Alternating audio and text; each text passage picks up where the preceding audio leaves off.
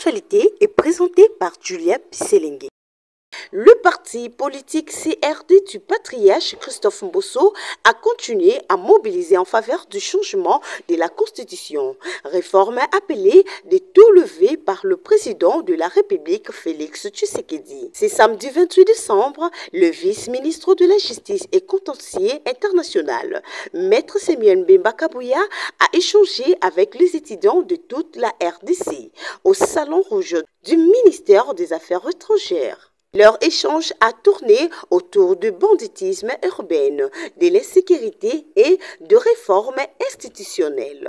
Intervenant en première, le coordonnateur des étudiants de la RDC a souligné que la réforme des institutions est une urgence au même titre que la sécurité. Tout aussi important de souligner que la réforme institutionnelle est la clé pour garantir un avenir meilleur et prospère de notre pays. Les institutions de la République démocratique du Congo doivent être réformées pour leur efficacité, leur indépendance et leur transparence, a souligné Mouneza Levis, président du Rassemblement des étudiants du Congo, REC. À la fin de l'activité, le vice-ministre de la Justice et contentieux international a indiqué ce qui suit. Je viens de changer avec le rassemblement de tous les étudiants de la République démocratique du Congo et aussi les étudiants de la ville-province de Kinshasa sur 3 sujets qui sont d'actualité, à savoir le banditisme urbain, l'insécurité en général et la question de la réforme constitutionnelle. Par son intervention, il a ajouté que la jeunesse congolaise doivent être éveillée et vigilante pour protéger notre pays et d'arrêter cette hémorragie de l'insécurité et du banditisme dans toute l'étendue de la République démocratique du Congo, suivie par son intervention.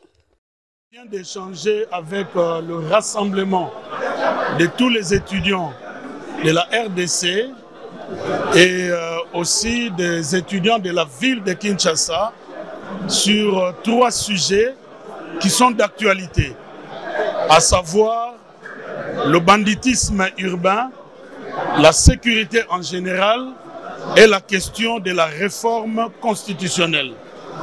Pour le banditisme urbain, je les ai appelés à participer aux efforts du gouvernement à l'encadrement de la jeunesse désœuvrée de notre pays et de notre ville.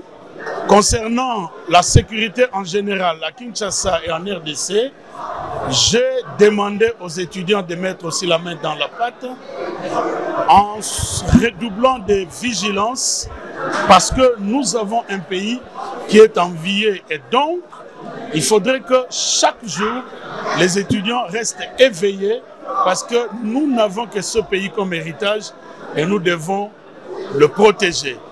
S'agissant de la réforme constitutionnelle, j'ai échangé avec les étudiants pour leur montrer que le débat que nous avons actuellement est un débat sur la révision constitutionnelle ou le changement de la question, mais c'est un débat qui a déjà atteint le niveau de ce que j'appelle consensus différé.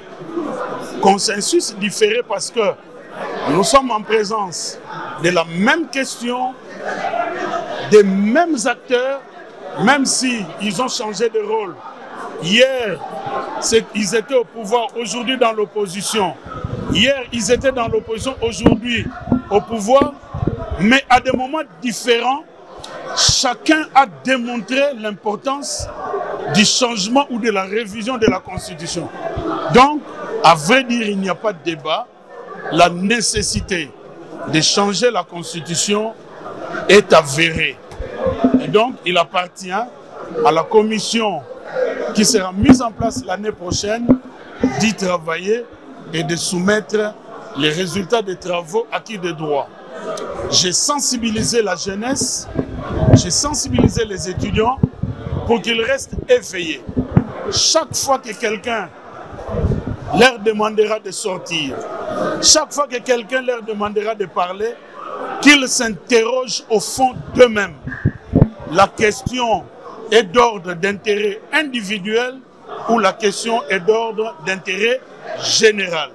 S'agissant de l'intérêt général, pour la révision ou le changement de la Constitution, en tout cas, tous les grands groupes, tous les acteurs politiques ou les forces vives de notre pays ont exprimé la nécessité de réviser ou de changer la Constitution, mais à des moments différents. Et c'est ce que nous avons aujourd'hui appelé consensus différé.